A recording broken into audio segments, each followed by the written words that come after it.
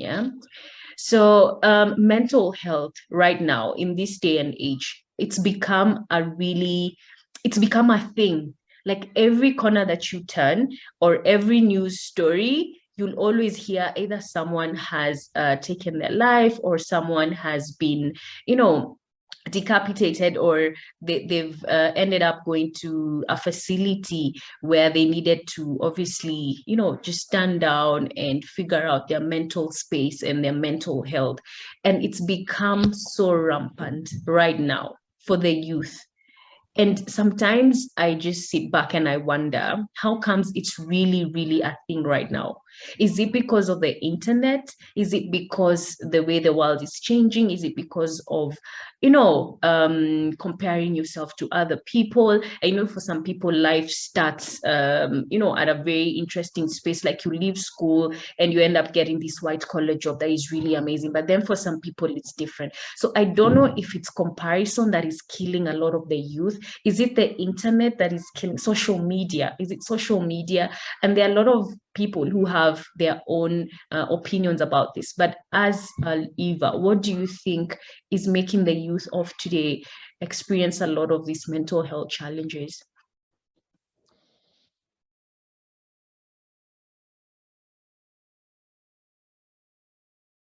Yeah, as you were talking, I was like, what is the answer? Anyway, Yeah. I'm sure there's so many things that add up to what's causing it, but I feel like the aspect of us not having or creating safe spaces for people Mm-hmm. to become. So in our homes, as we we've gone through like let's look at like at our parents' generation. Okay, for Mm-hmm. example, they just did life, pushed through.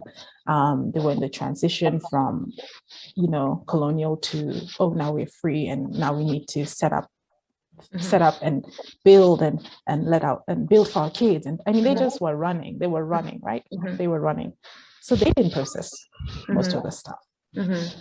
So they also in their older age have stuff that is popping out or whatever as they slow down. So that's that generation that needs to go through healing and restoration. Mm-hmm.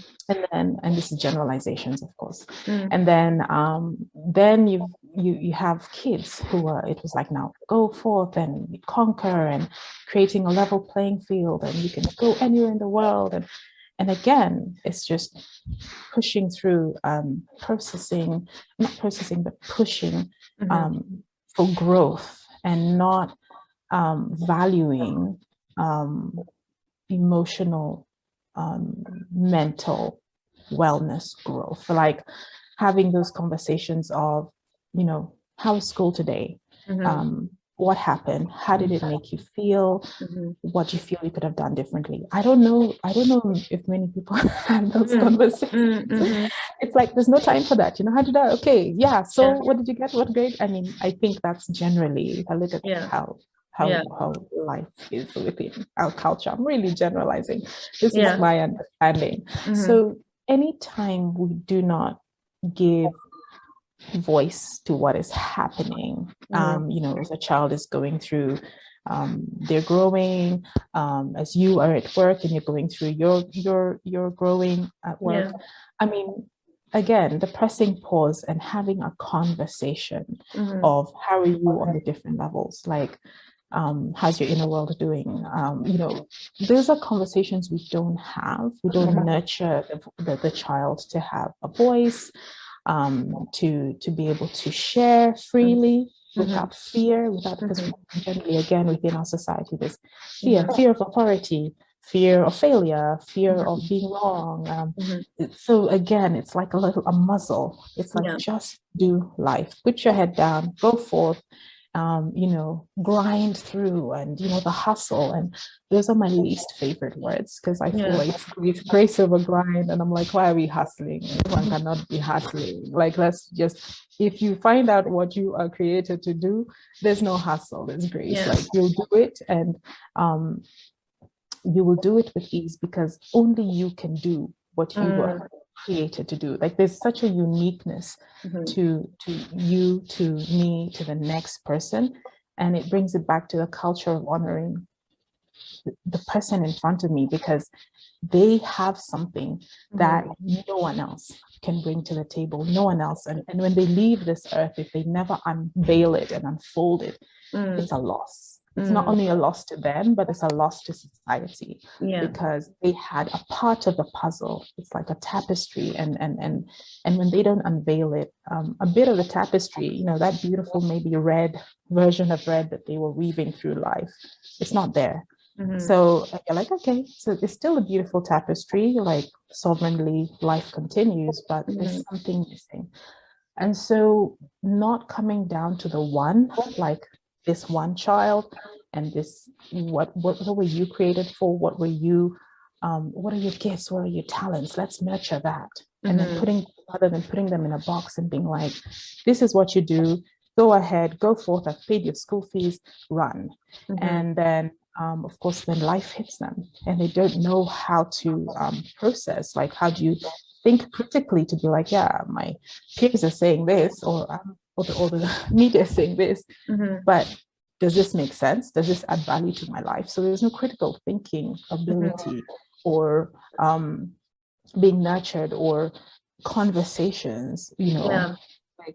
And sometimes you meet kids who are in schools where that is allowed, and sometimes you can even almost get annoyed. I'm like, Yanni, how many questions do you have? But it's beautiful.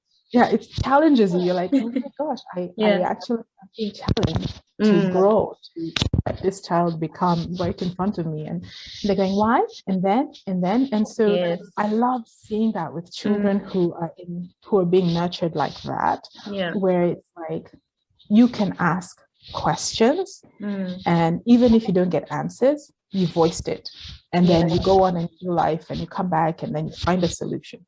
So I don't know if that helps, but I think the aspect of just not seeing the one is one of our problems. And then not giving voice to the one, not stopping for the one, and then that's multiplied. So again, you just create a group of individuals who are just grinding to do life, but you were not made to function like that. So something starts to break. You're not processing. The emotions just don't go away. They you know, you go through this, you go through wounding, you go through trauma.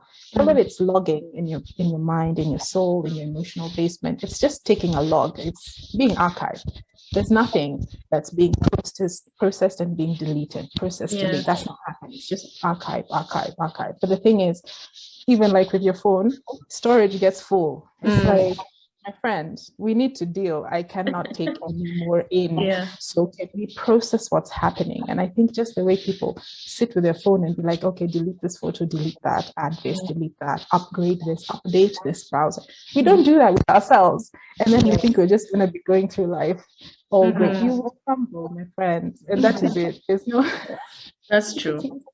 Yeah, that's true. And you've said something really important about parents nurturing their children, especially when they, you know, when they are growing up in that age where they are figuring out all these things, or they're being aware about all these things. So it seems like there's a responsibility for parents in this whole path to guide their children, or to guide their, you know, their kids through all these things that are happening in life, all these things that are happening in the world and all that. But then sometimes our parents, because they love us so much, and this is the older generation, I'm talking about the older generation, they bring religion into this whole thing. Religion is not a bad thing. Yeah. And sometimes when there's this breakdown of the mental health, there's a religion that is, you know, it's almost like a reason why this is happening. So either you do not love your creator enough, or either you're not in a religious space where, you know, other people can feed you, you know, the word, and then you can be great at what your purpose, or great in what you're doing and all that. And honestly, I do not mind that. Yeah. And my parents, I love my parents for even instilling that in me, because I think everyone should have a sense of higher power where they go to when things are not going well, or, you know, to praise that higher power when things are going well and all that. I am for that. But then when it comes to dealing with mental health, the religion part has been really almost pounded into us that this is the only way that you can find healing. And I don't know if you have experience with that, and what you will say about that, and how you can combine both the religious aspect and also the practical aspects. Because for me, practicality is something that I have been preaching to a lot of people. And practicality, and we'll talk about it, practicality, I mean, seeking therapy and being in support groups where other people have gone through these particular challenges, like what you're doing, healing spaces. So that religious part of it, the religion part of it, what do you think about that? Is it something that you have experienced, and how can you bring the practical part of it and religion together to address this particular challenge? Yeah, that's a whole other basket of, like, anyway, yeah. So I do have a problem with religion. I think we're religious, but we're not in, okay, so I'll speak specifically for Christianity. As a Christian, right, we can have a lot of religiosity and no connection to Christ. So religiosity and religion per se bring a lot of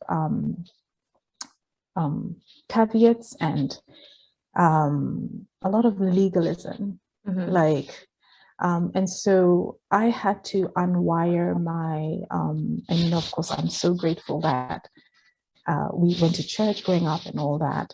But unfortunately, the churches I went to didn't really teach me how to connect one-on-one with Christ, so I have religious things that I do, and at the time it was, whatever, I don't want to necessarily people are there, just religious things. We have religious things we do, fast for this long, or do the rosary for this long, or da.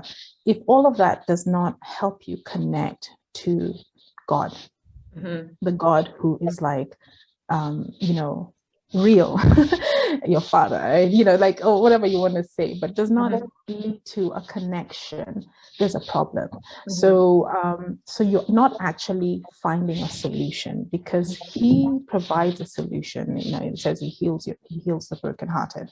Now, if I'm just doing religious things and then I'm being given religious answers, you just need to pray more. And I was like, okay, so that's removed the practicality of it. And there's an assumption that I'm not praying. There's an assumption that I'm not spiritual, or whatever it is, there has been an injustice, and I know it's changing, in the aspect of, and I'll speak specifically as a Christian, in the aspect of us not maturing in teaching intimacy with God, and teaching that and allowing that exploration of, even like a little kid, to be aware that you are created on purpose, for a purpose, and ask God, like, show yourself to me. And so I feel like that aspect, if you meet the average Christian and ask them what God asked, what they shared with God that morning, they'll maybe a blank. But they read their Bible, they did their rosary, or whatever religious thing, tithe, whatever. There's so many religious things they can do, and they're not all bad, obviously. But that, without the actual connection to who you're saying you are connected to, it doesn't work. It doesn't work. So and hence you find within the settings we've been in, there was a lack of understanding and grace for people going through a dark time. It's like, well, I don't have a solution, because one, I'm not even connected to God. So I don't have compassion to the level I should. The fruits of the Spirit are limited, because I'm just like, can you just get your act together and go somewhere and get help? Like, there's a vacuum, and it's not even in a bad way. It's just there are no tools. There are no tools for, what do you do if someone comes up to you and they say, I'm going through severe depression? please don't throw them a Bible verse. Mm-hmm. Please don't, I mean, there's so many things of do not, we can go Yes. through another series of that. Yes. Yeah. And we have been uncomfortable in holding space for people because we didn't mature in it. So there's an age of maturity and an age of wisdom and understanding that the church will go into and is stepping into, where we can have these difficult conversations and hold space for the person to reconnect and download healing and receive healing, receive refreshment. It's not us even who are providing it. We're just creating the space. It's like that. I don't have the solutions. So it's like literally, like they really say, take the car back to the manufacturer. There's something happening that's not right. Yeah. I'll hold space for you. I'll walk with you. Sometimes when someone is in such a dark pit, and I know like Brené Brown does a lot on empathy, and I love it. And it's just we don't know how to handle it. It's like just climb down and sit with a person for a while. Don't preach at them. Maybe all they need is your presence. And learning tools and learning to see someone for where they're at. We have not grown in that, and it's all of us. We're now learning, for those who wish to go on the journey, on how to hold space, how to see the one, how to walk with them where you can, how to link them to another person where you can't. If you offload, in the sense of like link them to someone else in the community who is a therapist who deals with specific things like addictions or depression, or they're specialized in that, and they're linking the practical with the spiritual, because I do believe your body, soul, and spirit, and then they walk with a person. But the lack of understanding and the fear around the topic on mental illness just make people run and hide and be like, it's not happening to me, and then it's right there in your home and you don't know how to deal with it. Exactly. And you're pretending again, it's not happening, and so I don't know. I feel like that is, in summary, there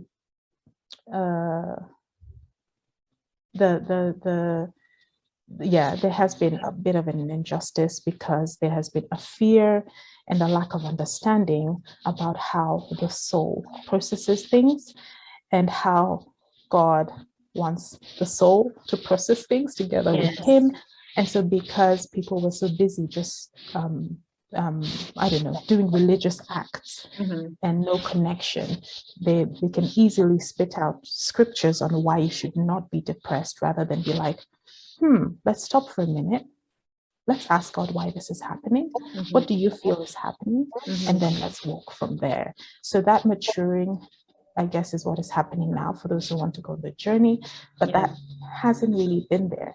And that's why you find people have to look across borders and countries to find inner healing places, places that according to their need.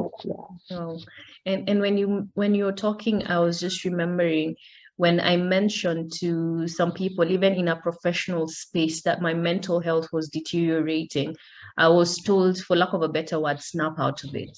So I can really, really relate to what you're talking about. So just as the last thing, as an inner healing coach, as you said you're an inner healing coach, not a mental health coach, an inner healing coach. What would you say are the things that, or the steps that an individual can take to navigate through a mental health challenge, or to find healing if they've gone through a mental health illness, or if they're going through a mental health illness? All right. So I'll bundle it together because mental health is such a big topic, and I'm not an expert at mental health. But what we do is we create a space for you to meet with you. That begins the emotional wellness journey. That begins taking responsibility in a gentle way for what's happening in in your soul, in your mindset, in your thinking and feeling, and how you're creating those patterns, what you're thinking about. So all that, I believe, does lead to healthier or better mental, better mental state. So it's like mental wellness, right? Because there's certain tools and there's certain habits that will need to be incorporated to get you back to center. And when I say back to center, it's like having a conversation, body, soul, spirit. And so anything that is manifesting, the word is so all over the place, but anything that is coming out into your physical space started internally. So if we can figure out what's happening down here, if we can explore that safely, and where we need, we bring in the other people that are skilled in exploring that safely. Then you will find what's coming out into the body, whatever version of dis-ease, whether it's a mental issue, a physical issue, whether it's anxiety, or maybe even physical pain, because sometimes not giving voice to what's happening and not processing emotion triggers things. We are such an amazing we're made up in such an amazing way from the chemicals within, the transmitters within. There's so many things that are happening in our body. And even scientifically, we find if your state of being, so if you're in a stressful environment and you're not dealing with it, if you're in an abusive environment, if you're in a narcissistic relationship, if you're narcissistic and you've not dealt with your control, manipulation, domination issues, all these things need to be processed. So you will process what is happening within and be like, actually, I feel like I have a need to control people. Why do I feel like I need to do that? That conversation is a very, very, very honest conversation that happens when you create space for yourself. So when I say a healing space, so you start creating a healing space, like in your daily routine, create a space for yourself. And you have to create it because the world does not allow you to have space. So you fight for your space, create a healing space for yourself, and have a conversation. And it can be just as simple as, what were my wins today? And if you can't find a win, that's already something that's like, okay, why can you not find that you did something well today? And then you go back and you go, okay, why am I so afraid of failure? And then you go, perfectionism was always highly regarded in my family. So these conversations are what break the little pieces down and you just create a space where you can identify something. You can hold up this pen and go, it says this on this side, it says this on this side. It's like, actually, that's not my junk, that's not my pen.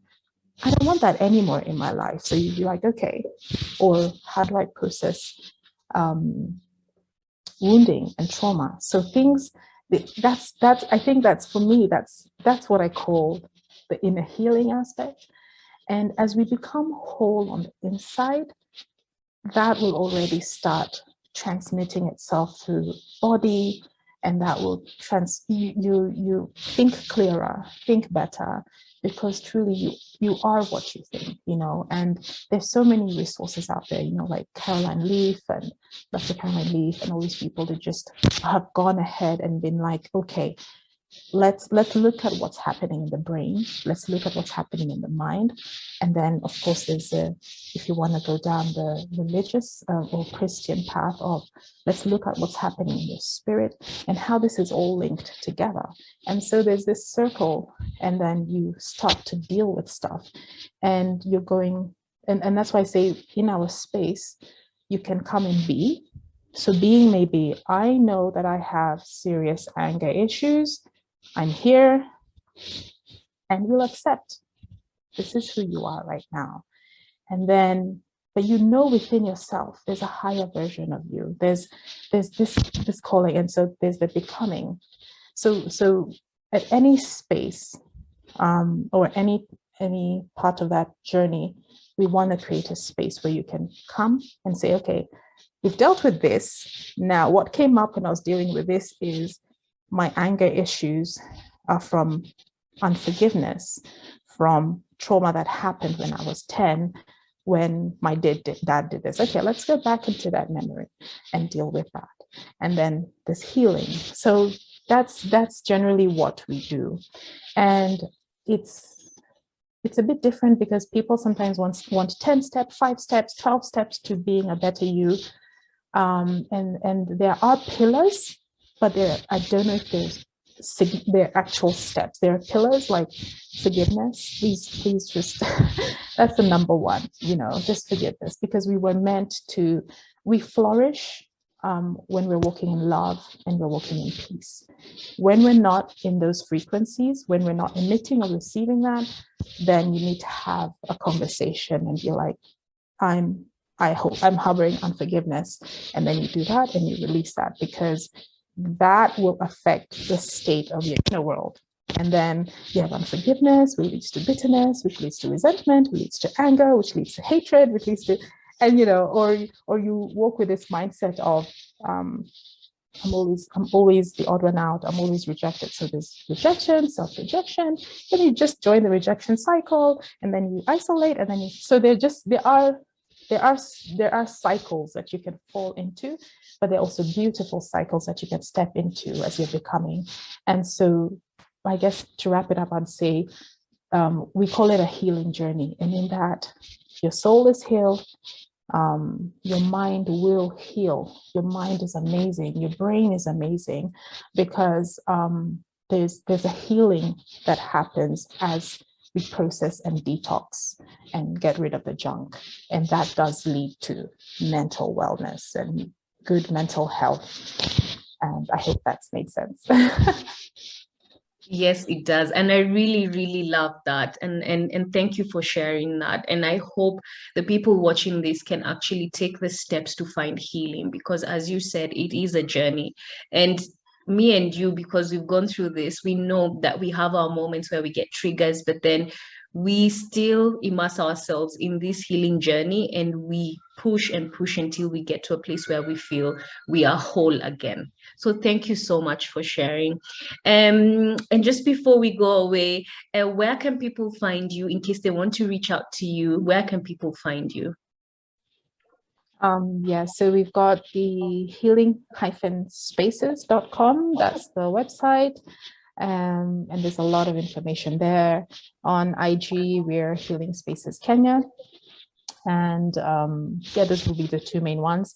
If you want to look up on LinkedIn, I've got quite a few articles on there. You can have like free reading on leadership. So the areas that I do have a passion for in inner healing, it's actually about leadership. So as we self-lead, become better at self-leadership, and then you can lead in the area that you were called to. So that is at work, in your family, maybe you're a stay-at-home mom, whatever it is. You want to do it well, and you want to do it with a healed heart. So I have some articles on there on LinkedIn under Eva Leparakuo, where you can get, if you've had toxic leadership. I love that topic because I love taking people through that healing. So LinkedIn is Eva Leparakuo, healing-spaces.com, or Healing Spaces Kenya on IG. Wow. Thank you. Thank you so much. Thank you for being part of the show. And I really, really hope you'll come back again and we can talk more about this, because this never stops. These conversations will not stop from here. Like, we'll have more and more and more conversations around mental health, how to deal with mental health challenges. So thank you for being on the show. I really, really appreciate it. Thank you. Yeah, thanks, Rahel.